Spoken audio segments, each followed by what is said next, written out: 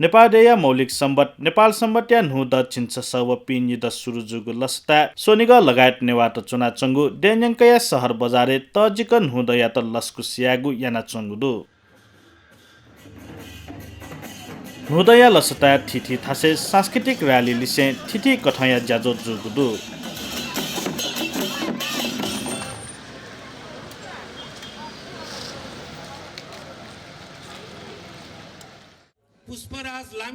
फयचोले नेपाल गण्डकी प्रदेश राजधानी कास्की जिल्ला या पोखरा चोपी नेवाटेसन नेपाल सम्बत नु दया लस्ता थिथि ज्याजो यागुदु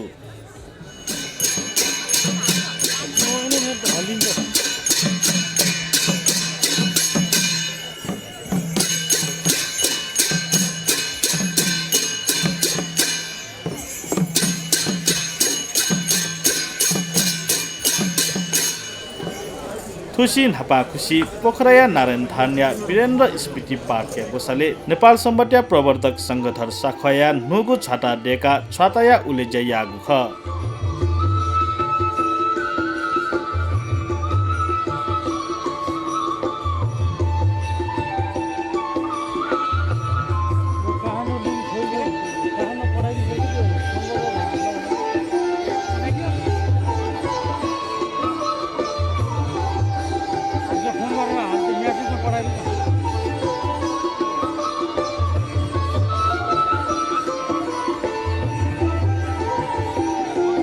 कछलथ पारो खुनु जुगु ज्याजोले मुपा कथा छायादिम पूर्व मन्त्री गोपाल मान श्रेष्ठ संघथरिया छातालिसे वीरेन्द्र स्मृति पार्क या ज्याखया त मुंका तयार यागु स्मारिका न विमोचन याना दिगु ख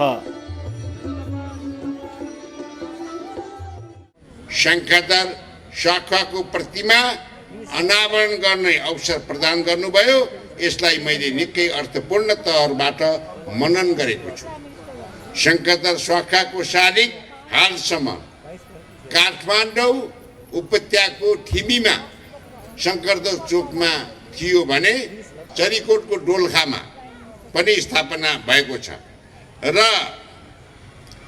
शंकरदेव शाखाको शालिग जुन के काठमाडौँ बाहिर जुन हुन थालेको छ र यो शंकरदेव शाखा भनेको कुनै एउटा कम्युनिटीको होइन, यो मुलुककै हो, मुलुककै सम्पूर्ण नेपाली जनताको विभूति हो।